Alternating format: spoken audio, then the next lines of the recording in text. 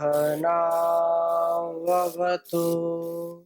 सहनौ भुनक्तु सह वीर्यं करवावहै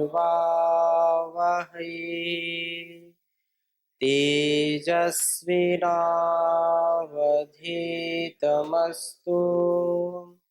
मा विद्विषावहै। ओम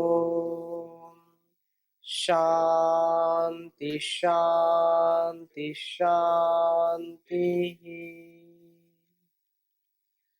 वैदिक जीवन पद्धति की इस कक्षा में आप सबका पुनः हार्दिक स्वागत है, अभिनंदन है। पिछली कक्षा में हमने 10वें मंत्र पर चर्चा की थी, थोड़ी सी भूमिका के रूप में, और बहुत ही उत्तम बात इसमें कही है। एक बार मंत्र का उच्चारण करेंगे। रैश्चमे रायश्चमे पुष्टम चमे पुष्टिश्चमे विभूचमे प्रभुचमे पूर्णम चमे पूर्णतरम चमे कुएवम चमे अक्षितम चमे अन्नम चमे अक्षुच्चमे यज्ञेन कल्पन्ताम। ये प्रश्न ये हमारे सामने है कि क्या मैं इसको यज्ञी भावना से सबल बना सकता हूं? तो वेद का ये उपदेश है कि इसको यज्ञ की भावना से, यज्ञी कर्म से और उस परमात्मा के विशेष कृपा से आप इसको सक्षम बना सकते हैं। अपने जीवन में जो पहले मंत्र में, इसके 9वें मंत्र में कहा था कि उर्कम चमे, उर्क चमे अर्थात प्राण शक्ति की प्रार्थना से हुआ था। प्रस्तुत मंत्र की जो अभिव्यक्ति है, प्रस्तुत मंत्र में सबसे पहले क्या कहा? रैश्चमे। क्या कहा? रैश्चमे। तो रैश्चमे की प्रार्थना से यह प्रारंभ होता है। आदित्यो हा वै प्राणो रैरेव चंद्रमा। ये प्रश्नोपनिषद का वाक्य है। कहा कि इस जो है वाक्य में प्राण और रई का संबंध सुव्यक्त है। इन देवों के मेल से ही सृष्टि की उत्पत्ति होती है। रईम सोमो रई पतिर दधातु, इस वाक्य से रई का सोम से संबंध है। वे धन भी प्राप्त हो, वो धन भी प्राप्त हो जिन्हें मैं उदारता पूर्वक दान कर सकूं। आप रोज ईश्वर स्तुति प्रार्थना उपासना में बोलते हैं, वयम श्याम पतयो रईणाम, हम सब धन ऐश्वर्यों के स्वामी होंगे। जब धन ऐश्वर्यों के स्वामी होंगे तभी तो दान देंगे। जब हमारे पास कुछ देने के लिए होगा तभी देंगे, और जब कुछ होगा ही नहीं तो क्या देंगे? तो हे परमात्मा, आप इस यज्ञ के द्वारा, यज्ञी भावना के द्वारा ऐसा सामर्थ्य मुझको दीजिए जिससे मैं अपने अंदर का सामर्थ्य बढ़ाऊं, अपने अंदर की शक्ति को बढ़ाऊं, और इस संसार का जो धन है, जो दान देने के योग्य धन है, उसको भी मैं बढ़ाऊं। दान देने का भी सामर्थ्य मेरे अंदर उत्पन्न हो। राति दान कर्मणः और पुष्टम चमे, मुझे धन का पोषण प्राप्त हो, जहां मैं आर्थिक दृष्टि से निर्बल न हो। निश्चित रूप से मैं सदा ही इससे सबल रहूं, क्योंकि निर्धनता एक अभिशाप है। चाहे अंदर की निर्धनता हो, चाहे बाहर की हो, परमात्मा ने कितना सुंदर साधन दिया है, और इस सुंदर साधन को पाकर के भी यदि हम निरीह बेचारे बन करके रहेंगे, हम लाचार बन करके रहेंगे, पुरुषार्थ से हीन बन करके प्रमाद युक्त जीवन जिएंगे, आलस युक्त जीवन जिएंगे, पुरुषार्थ नहीं करेंगे, तो कोई भी हमको तार नहीं सकता है इस संसार से। हमको स्वयं जागृत होना है, स्वयं पुरुषार्थ करना है, स्वयं अपने पैरों पर खड़े होना है, किसी का आसरा नहीं खोजना, किसी के आगे गिड़गिड़ाना नहीं, क्योंकि परमात्मा ने आपको ऑलरेडी इतना धनवान बना करके भेजा है। किसी धनवान से या गरीब से, हो सकता है गरीब व्यक्ति किसी मजबूरी में उस बात को स्वीकार कर ले। किसी से कहा जाए, अरे तुम्हारे हाथ तो बहुत अच्छे हैं, एक हाथ मुझको दे दो और मुझसे 1 लाख रुपए ले लो, कोई देगा क्या? बोले तुम्हारी आंख तो बड़ी अच्छी लग रही है, मुझसे 1 करोड़ रुपए ले लो और ये आंखें मुझे दे दो, कोई देगा क्या? कोई आपातकाल, कोई ऐसी मजबूरी है कि उसके आगे कुछ सूझ नहीं रहा, तो व्यक्ति अपनी किडनी भी बेच देता है। लेकिन जो व्यक्ति स्वस्थ है, समर्थ है, उसको सामर्थ्य है उसके अंदर, धनवान है, और उसको बोलो कि आंखें अपनी दे दो, तो बोले आंख नहीं दूंगा, चाहे 2 करोड़ रुपए ले लो। हाँ, आंख क्यों दे भाई? ये शरीर का एक एक अंग। अच्छा, कोई धनवान व्यक्ति है, उसको बोलो अच्छा आंख नहीं दे सकते, कोई बात नहीं, एक दांत दे दो, दांत देगा क्या? बोले तुम्हारे सामने जो दांत बड़े अच्छे लगते हैं मुझको, मैं इन दांतों को लेना चाहता हूं, मैं तुमको 2 करोड़ रुपए देता हूं, ये दांतें मुझे दे दो। ये जो कोई अरबपति व्यक्ति कभी भी देने को राजी नहीं होगा। एक एक अंग की बड़ी कीमत है। बोले चलो मैं आपको, अब इसको दूसरे अर्थ में नहीं लेना कि ठीक है वो दांत तो दे देगा 2 करोड़ में, डुप्लीकेट लगवा लेगा। आ? जिसका सामर्थ्य नहीं है वो तो करेगा, लेकिन जो सामर्थ्यशील है, अरबों खरबों, उसके लिए कुछ नहीं है, वो अपने शरीर में एक छोटी सी पीड़ा भी बर्दाश्त करना पसंद नहीं करता है। इसलिए इस बात को हमेशा ध्यान रखिए कि परमात्मा ने आपको पहले ही इतना दे दिया है, इतना धनवान बना करके भेजा है। अरे जब परमात्मा माला माल है तो माला फेर करके माला माल बनो। माला फेरने का मतलब केवल ऐसा नहीं कि कर में, माला का मतलब अपने जीवन को शुभ कर्मों से भर लीजिए, पुरुषार्थ से, परमार्थ से, सेवा सत्कार से अपने जीवन को हम जब भरते हैं तो हम ऑलरेडी माला माल हो जाते हैं। और जो इन भावनाओं से हो तो प्रोत नहीं है, वो व्यक्ति माला माल होते हुए भी कंगाल हो जाता है। माला माल है लेकिन वो कंगाली जैसा ही दिखा, जब उससे पूछो पैसा नहीं है तो उसकी चमड़ी चली जाए लेकिन दमड़ी न जाए, एक कहावत है। ऐसे लोगों को हम कुछ भी कहें, कुछ भी उपदेश करें, जिनकी मनोवृत्ति दूषित है, कुत्सित है, वो कभी इसको स्वीकार नहीं करते। इसलिए धनवान बनो, मेधावान बनो।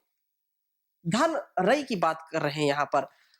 संसार में हमेशा इस बात का हमको ज्ञान होना चाहिए कि सुख का मूल क्या है। सुखस्य मूलम क्या है? धर्म। धर्मस्य मूलम अर्थ। अर्थ का हम पुरुषार्थ के साथ अर्जन करें, धर्मयुक्त अर्जन करें। कितना भी व्यक्ति धन कमा ले, लेकिन उसके अंदर जब तक संतोष नहीं आएगा, जब तक परोपकार, समर्पण, श्रद्धा का भाव नहीं आएगा, भक्ति का भाव नहीं आएगा, तो वो मैंने जो बात कही है वो हमेशा विचारों की कंगाली उसके पास रहेगी कि वो सब कुछ होते हुए भी उसको एहसास होगा कि मेरे पास ये चीज और होनी चाहिए। उसकी इच्छाएं कभी मरती नहीं है, क्योंकि आशा तृष्णा ना मरी, मर मर गए शरीर। आशा और तृष्णा कभी नहीं मरती है ये। और जैसे जैसे शरीर हमारा क्या होता है, विकसित होता है, आगे की ओर बढ़ता है, या वृद्धावस्था को प्राप्त होता है, वैसे वैसी हमारी तृष्णाएं बढ़ती नहीं है, अर्थात वो वृद्धापन को नहीं प्राप्त होती हैं, वो और तरुण होती रहती हैं, जवानी को प्राप्त होती रहती हैं। वृद्धापन में और तृष्णाएं जगती हैं, ये खा लूं, ये कर लूं, ये रह गया, ये रह गया। उसको मना करो कि नहीं नहीं खाना, तो मन वही जाएगा। ये वृद्धावस्था की अपनी अलग बात है। तो एक बात इसको गांठ बांध लेनी चाहिए कि व्यक्ति कितना भी धनवान हो जाए, लेकिन उसका धन यदि निर्धनों की सेवा में नहीं लगा है, उसका धन दान में नहीं लगा है, उसका धन राष्ट्र की उन्नति में नहीं लगा है, उसका धन भूखे, गरीब, नंगे, लाचार लोगों की सेवा में नहीं लगा है, तो वो धन नष्ट हो जाता है और अंत में वो कुछ ले नहीं जा सकता। वो कितना बड़ा धनवान हो, अंत में क्या कहते हैं? निधन हो गया। क्या हो गया? निधन हो गया। व्यक्ति निधन को प्राप्त होता है, इस संसार से कुछ ले नहीं जा सकता। इसलिए कहा कि मां गृधा कस्य स्वित धनम, किसी के भी धन की इच्छा मत करो, लालच मत करो। ये धन यही धन धरा के बीच में सारा धरा रह जाएगा।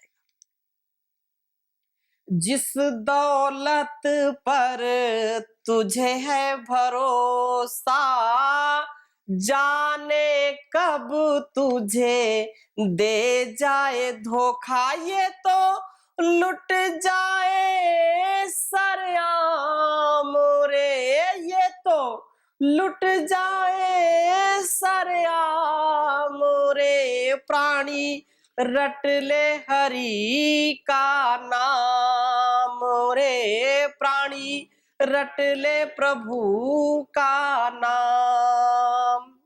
निश्चित रूप से केवल एक ही सार है कि अपने संस्कार, अपने स्वभाव को हम अच्छा बनाएं। तो ये कंगाली अच्छी नहीं है, लेकिन हमारे व्यवहार में भी, हमारे ज्ञान में भी, हमारे आचरण में कंगाली ना हो और धन ऐश्वर्य से भी हम कंगाल ना हो। वयम श्याम पतयोरयिणाम, हम धन ऐश्वर्यों के स्वामी होवें। ये भावना से वैदिक जो जीवन है, वैदिक जो परंपरा है, वैदिक जो उपदेश है, व्यक्ति को उन्नत बनाने के लिए है। तो यही बात यहाँ पर कही कि मैं जब धन से परिपूर्ण होऊंगा तो देने का सामर्थ्य आएगा। जो व्यक्ति जो है धन देने का प्रयास करता है, वही व्यक्ति सुख शांति की प्राप्ति करता है। कभी मांगने का जो भाव है, यद्यपि माता पिता गुरु आचार्य से ज्ञान तो मांगते हैं, अपने बड़ों से मार्गदर्शन मांगते हैं, लेकिन परमात्मा ने आपको सबसे बड़ा धन दिया है और इस धन से अपने को बढ़ाना, अर्थात अपने मन, वाणी और शरीर से इतना पुरुषार्थ करना, इतना पुरुषार्थ करना कि हर प्रकार के धन से हम परिपूर्ण हो जाएं। ये बात है। और जब ऐसा करेंगे तो वो पुष्टि की प्राप्ति होगी, उससे पुष्ट होंगे, हम संतुष्ट होंगे। इसलिए कहा पुष्टम चमे पुष्टिश्चमे। जो बेचारे होते, कुछ लोगों को आदत हो जाती है, स्वभाव हो जाता है कि पुरुषार्थ नहीं करेंगे, लेकिन इधर उधर से मांग करके काम चला लेंगे। कि कौन जब जो है घर बैठे मिले खाने को तो कौन जाए कमाने को, हाजी हाजी करना और मजे में रहना। ऐसी जो भावना है वो बहुत खतरनाक है, वो बहुत भयंकर भावना है। इस भावना से ऊपर उठ करके हमको आगे बढ़ना चाहिए। हम सदा देने वाले हो, जो यह प्रार्थना की जा रही है, क्या इतना सामर्थ्य बनाओ मुझ में आए परमात्मा कि मैं देने वाला बनूं, देने और कैसे दूं उसको उदारता से मैं दान दूं।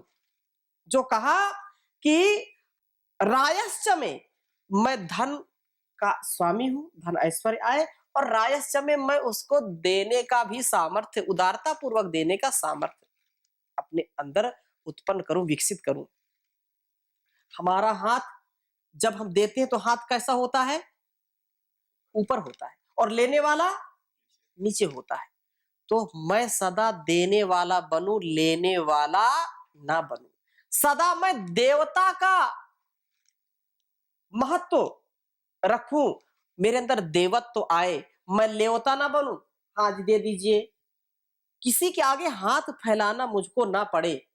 कहने का आशा यह है कि हमको धन ऐश्वर्य से युक्त करें, ताकि हम धन देने वाले हों। और पुष्टिश्चमे, मुझे शरीर का पोषण भी प्राप्त हो, धन विलास द्वारा मेरी शारीरिक निर्बलता का कारण जो है ना बन जाए। ये धन किसके लिए है? दान के लिए, सेवा के लिए। पुष्टम चमे पुष्टिश्चमे, कि धन जो मिले वो विलासिता में ना उसको खर्च करूं, कि जो है धन आया तो बिल्कुल लुटा दो, ऐसे भोग विलास में लुटा दो, ये ना आए।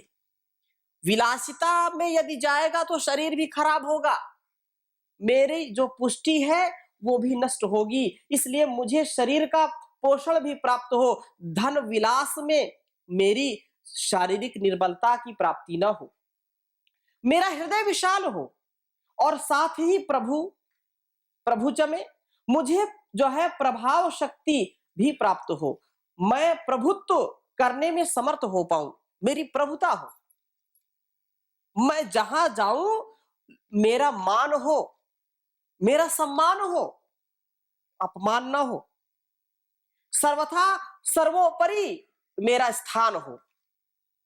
अपने गुणकर्म स्वभाव पुरुषार्थ से इसको बढ़ाएंगे, यज्ञमय जीवन को जो है बढ़ा करके अपने इस गंतव्य को प्राप्त करेंगे। और विभू चमे प्रभु चमे, आगे कहा पूर्णम चमे। इस प्रकार मैं धन व पुत्र कलत्रादि की पूर्णता वाला हूं, और पूर्ण तरम चमे, गवादि जो गाय भैंस गाय और बकरी आदि जो भी हमारे गाय घोड़े हाथी आदि पशु की पूर्णता भी मुझको प्राप्त हो, जो मेरे लिए लाभदायक है, कल्याणकारी जो पशु है वो मुझको प्राप्त हो। कु एवं चमे, यह कु अर्थात पृथ्वी संबंधी है, जो पृथ्वी संबंधी यव जो जौ मेरे हो, जो जौ होते हैं, जौ पृथ्वी से उत्पन्न होने वाले यव, कुयव मने कु मने यहाँ पृथ्वी संबंधित, जो पृथ्वी में उगाए जाते हैं। अक्षितम चमे, जिनसे जो है नाश नहीं होता है, ऐसे धान्य मुझे प्राप्त हो, ऐसे पुष्टिकारक धन धान्य से मैं परिपूर्ण हूं, जो मेरे जीवन में जीवनी शक्ति का आधान करने वाले हो।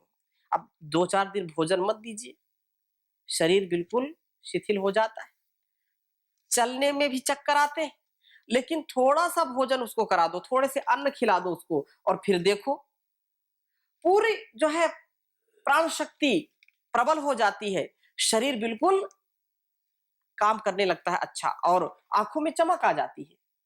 इसलिए मुझे ऐसे धान्य प्राप्त हो, ऐसे अन्न प्राप्त हो, जो मेरे अंदर जो है शक्ति का संचार कर सके।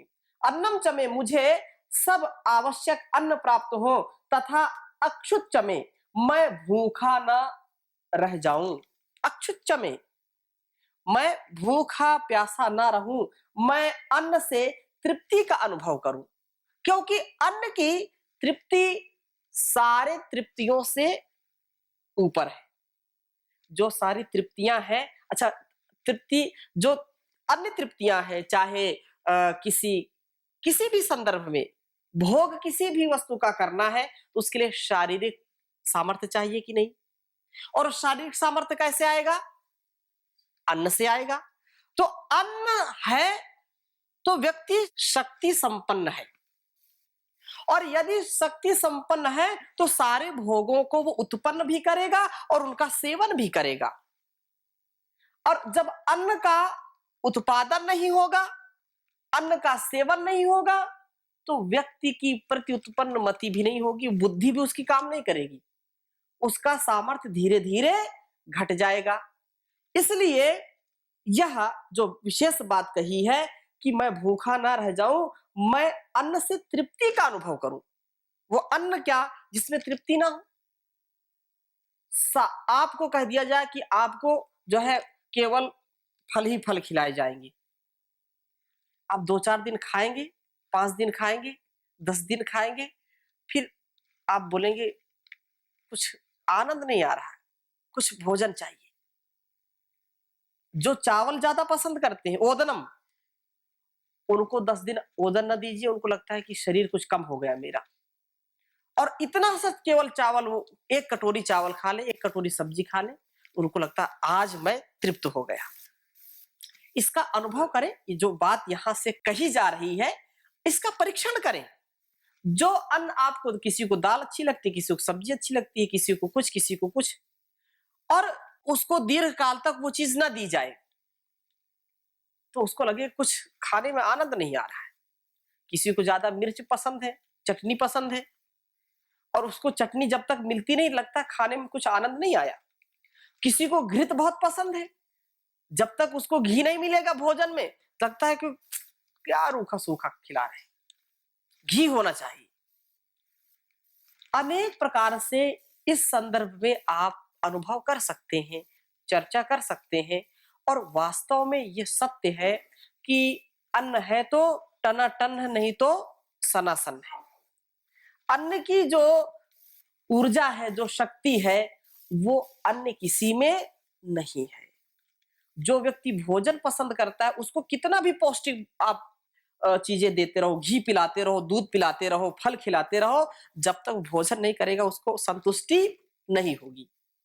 हाँ, अपवाद को हम यहाँ पर न गिने, उसकी गणना ना करें, क्योंकि ऐसे बहुत हैं तो केवल दूध पी करके ही रहते, जो केवल फल खा करके ही रहते। लेकिन केवल फल खाने वाले, केवल दूध पीने वाले, जो है पोषक तत्वों को शरीर को आवश्यकता होती है, वो पूरे हो नहीं पाते। और वो सारे पोषक तत्व केवल एक ही, कोई अनेक चीजें प्रयोग करते हैं, तो उससे अपवाद के रूप में 2-4 लोगों को आप, आपके नॉलेज में, आपके मस्तिष्क में हो, तो उनकी गणना ना करें। लेकिन जो एक व्यवहारिक सत्य है, व्यवहार के धरातल पर जो खरा उतरता है, उसको हम यहाँ पर जरूर समझ सकते हैं, और अपने ऊपर उसका परीक्षण भी कर सकते हैं कि मैं अन्न में, जो भोजन है उसमें क्या पसंद करता हूं, और जब वो ना मिले तो फिर कैसी जो है उलझन होती है। इसलिए हमको सतत इसके लिए आगे बढ़ना चाहिए,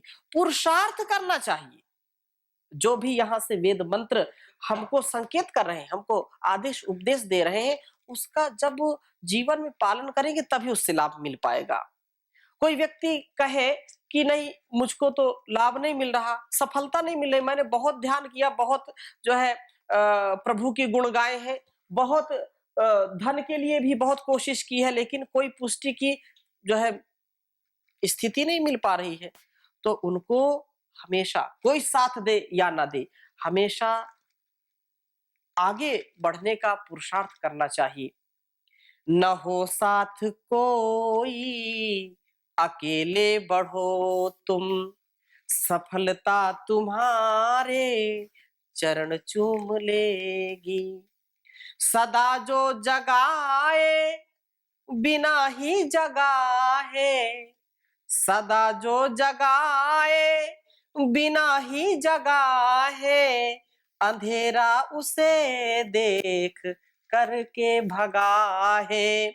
वही बीज पनपा, पनपना जिसे था, वही बीज पनपा, पनपना जिसे था, घुना क्या किसी के उगाए उगेगा। जो घुन गया है, सड़ गया है, गल गया है, कभी उससे अंकुर फूटते हैं क्या?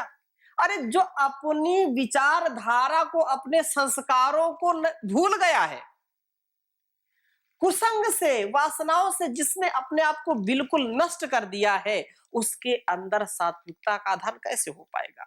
जिसकी आत्मा, ऐसे बोल देते, जिसकी आत्मा मर गई है, आंखों का पानी सूख गया है, वो क्या करेगा? जिसको जो है आत्म उन्नति के लिए पुरुषार्थ करने का सामर्थ्य नहीं है, वो चाहता भी नहीं है, तो ऐसे पथभ्रष्ट व्यक्ति को क्या कर सकते हैं? इसलिए कहा कि यदि उग सको तो उगो सूर्य से तुम, यदि उग सको तो उगो सूर्य से तुम, प्रखरता तुम्हारे चरण चूम लेगी, सफलता तुम्हारे चरण चूम लेगी। न हो कोई साथ में, अकेले बढ़ो तुम, सही मार्ग को छोड़ कर जो मुड़े हैं। सही मार्ग को चलते चलते उसमें लोग जो है भटक जाते हैं, निराश हो जाते हैं, हताश हो जाते हैं। अब तो बहुत हो गया, अब कहाँ तक चलूं, थक गया, अब इसके आगे नहीं चला जा सकते, नहीं चल पा रहे हैं। सही मार्ग को छोड़ कर जो मुड़े हैं, वही देख कर दूसरों को कुढ़े हैं। सही मार्ग में जाते जाते थक गए और वहीं पर अपना रास्ता बदल दिया। लेकिन जो सच्चे मार्ग में बढ़ रहे हैं, फिर वो जब सफलता को प्राप्त कर लेते हैं, तो जो रास्ते में भटक गए थे, वो फिर उनको देख करके जलते हैं, कुढ़ते हैं। बिना पंख तोले उड़े जो गगन में, बिना पंख तोले उड़े जो गगन में, न संबंध उनके गगन से जुड़े हैं। कि यदि बन सको तो पखेरु बनो तुम, प्रखरता तुम्हारे चरण चूम लेगी। न हो कोई साथ में, अकेले बढ़ो तुम, सफलता तुम्हारे चरण चूम लेगी। न जो बर्फ की आंधियों से लड़े हैं, न जो बर्फ की आंधियों से लड़े हैं, कभी पग न उनके शिखर पर पड़े हैं। जिन्हें लक्ष्य से कम अधिक प्यारा निज से, जिन्हें लक्ष्य से कम अधिक प्यार निज से, वही जी चुरा कर तरसते खड़े हैं।